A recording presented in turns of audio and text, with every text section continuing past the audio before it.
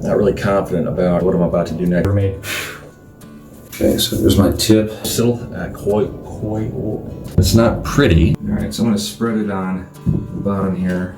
I better find a place to sit so I don't knock the holding tank over. It stinks. Friday evening back at the marina. Trying to get a few hours of work in before the weekend begins. I'm at a stage where I procrastinate a little bit because I'm not really confident about what I'm about to do next. I've only done it once before. I think it turned out all right, except I'm talking about making thickened epoxy. I used colloidal silica the last time I did this. That was when I was replacing some deck cord. That worked all right. I wanted it to be thicker than it was, and I ended up using a ton of the powdery mix, and still wasn't the consistency I wanted. So I'm going to go with West's 405 according to the charts. This is pretty good. Well, it's pretty good. It's exactly what it says on the label. A pretty good adhesive filler for filleting. I've never done any filleting before. I'll make sure it's done correctly because this stuff's expensive. It's not cheap. Epoxy, resin, all of that. When you screw up, you gotta start over again and spend more money. So yeah, I want to get it done right the first time. Now, I ended up putting my drainage holes in my gussets, and that is the first piece of PVC I've got on there just as a placeholder so I can get an idea of what it looks like. Got one there as well, and of course I'll put one in there when I fill all that in. Okay, so time to mix and make the paste. Okay, mixing up here. I'm just about ready to add the thickener. I better find a place to sit so I don't knock the holding tank over. It stinks. So this stuff is pretty thick. As I'm stirring it, I don't want it to run all over the place. I really need it to be pasty because it's going to go underneath my gusset here and all the way up and down because it's going to have to cement this to the hull. Once that's cured, then I can go ahead and glass it in. But I want the epoxy bond there. I don't want just the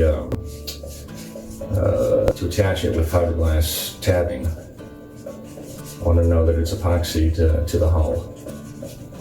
Okay, there we go.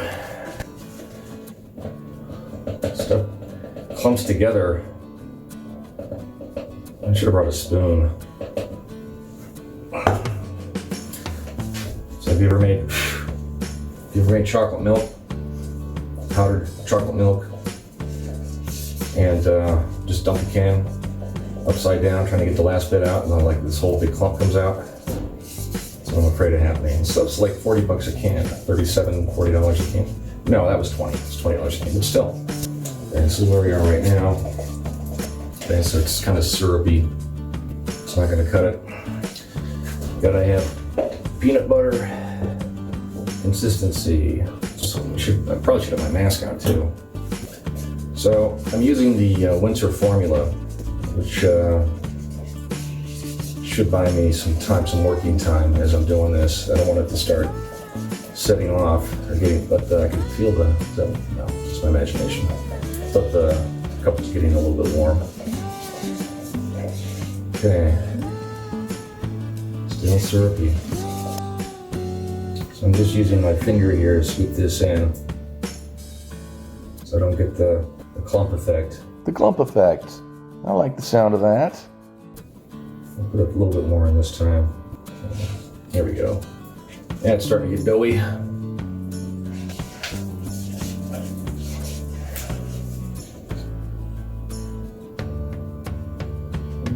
Maybe a little bit more. It's still dripping off. How about you? My peanut butter doesn't drip off. At least at the hyper-processed stuff I buy. Maybe if you're buying organic peanut butter, that might be a little runny, but not actually what we're looking for. The other reason why I need this to be thick is I do have some gaps between the bottom of my gussets and the hull, and I need those to be filled in completely so that these gussets are watertight. Okay, so let's put in a little bit more here. Hopefully this will go far. Let's see if I can get both of these with this batch. So when I come back on Sunday, this should have set off, and the temperature permitting, should be in a position where I can begin to glass. Just a final tissue layer maybe. That'll be heavier than that. Okay. Yeah, I think I got it now. Okay, yeah, that's pretty good. Okay, I'm pleased with that. All right, I think that's a pretty good view. I'll get my foot out of there. What we're doing. I've never made a fillet before, so this might be a little bit amateurish. A lot amateurish, maybe. But the goal is functional, not necessarily aesthetic. This is going to be under the floor most of the time, so I'm not that concerned about that. All right, so I'm going to spread it on the bottom here. Approach it that way.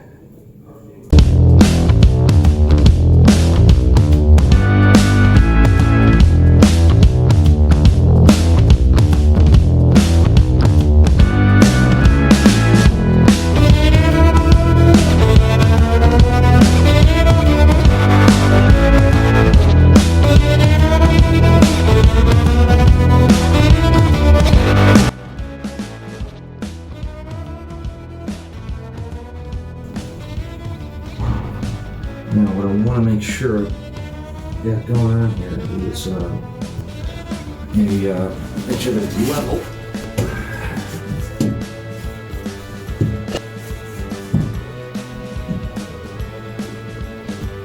Okay.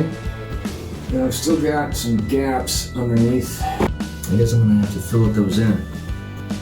Here, let me show you. Up in here.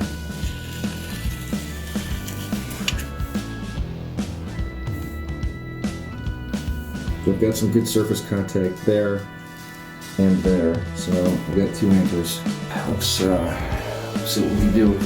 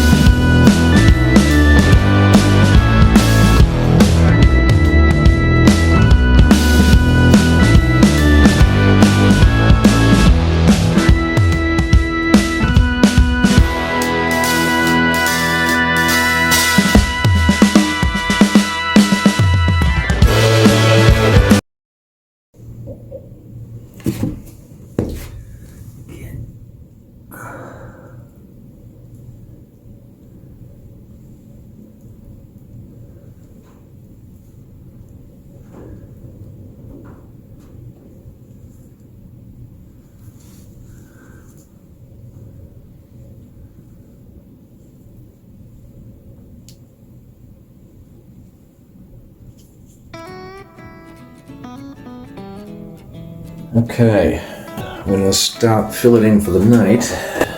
This is how it looks right now. I hope I thickened this enough and it doesn't run. I have to fill that in a little bit. I want that to be level. It looks like chocolate fudge.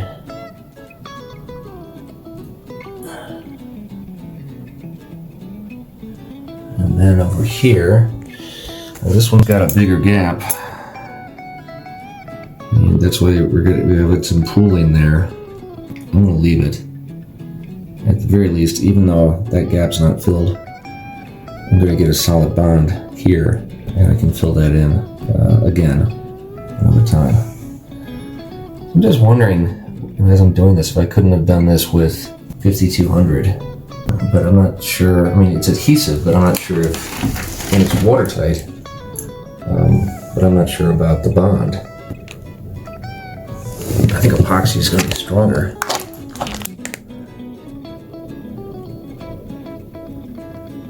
Okay, so I'll be back in a day and we'll see how it sets. Back, and it is morning where I am, Sunday morning, so I'll say good morning, even though you're probably watching this at a different time. My epoxy, for the most part, has set up, and it looks okay. It's not pretty. I went back and looked at, and I probably should have done this before I actually, tabbed in these gussets and laid the epoxy down. But I went back and I reviewed some other YouTube videos of professionals doing it, and there's a lot of things I didn't do, but I think I got away with it. And this is where I'm at so far. I'm not done with the epoxy at this point, but from here I've got a good bond. I'll be focusing on this today, getting some in here and on the other side. But all of this is dried. Yeah, despite the coldness, this is a little bit tacky still on this side. Again, not pretty. So when it's completely set and cured, I'll hit it lightly with my long-nosed sander just to feather it into the hull as much as possible to eliminate any wrinkles or creases when I tab that in with fiberglass. So I probably could have gotten away with not using as much epoxy, but it did what I needed it to do. And after reviewing the instructional sites that I checked out to begin with, I think I figured out. Remember I told you in the last video that the last time I tried to put a thickened epoxy into a plastic bag or a Ziploc bag, I couldn't make it work. Well, I figured out why, and it's amazing. Some of the smallest details can make or break the execution of a project, and I'll show you when I'm ready to use a thickened epoxy again here what I did wrong, so you can avoid that error and not waste your time and money. But I should be able to insert or squirt epoxy into those cracks and crevices much more efficiently now that I figured it out. So for now, I'm going to give the place a good vacuum. There's far too much dust here, and I'll get it cleaned up so I can see what I'm doing a little bit better.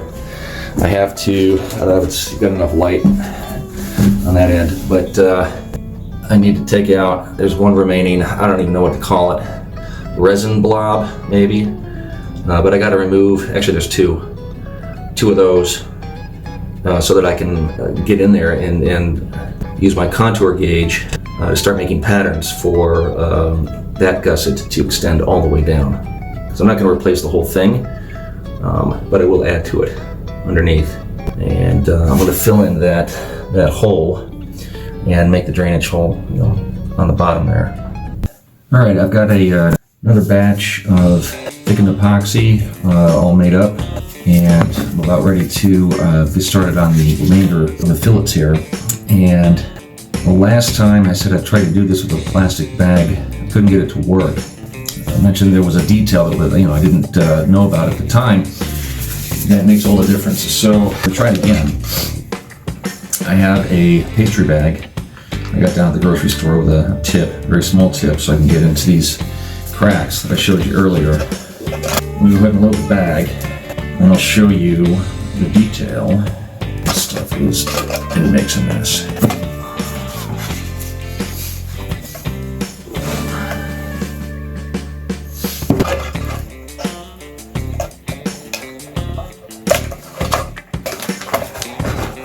Should be ready to go.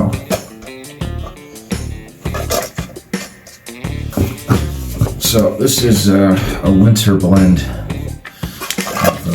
epoxy. It's supposed to give me a good 30 minutes of of shelf life. So should have a bit of time here before the mixture begins to heat up. Even then, one of those fillets on the gusset behind me is still a little bit pliable. All right, so here's the detail. What I'm going to be doing, I hope you can see, is rolling the mixture down the bag. All right. Did a little bit coming out there on the top. That's kind of problematic, but I have to deal with it. All right. I also took the liberty of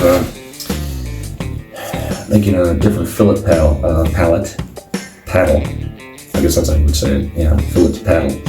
Putty knife here to scrape off the excess. It should result in a cleaner job. Now, this area up here is where we need the line to go. So, I'm supposed to twist this and squeeze.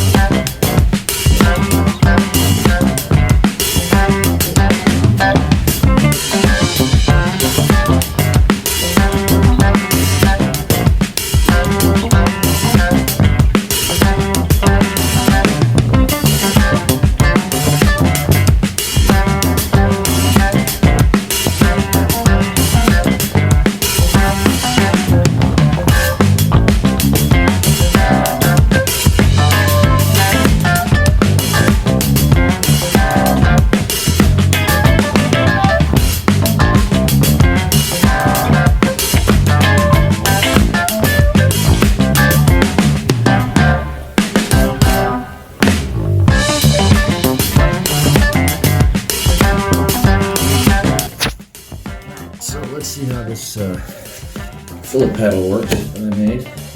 I'm not going to bother using another pack of icing. I don't think I have that much time, so use the stick, make the initial application.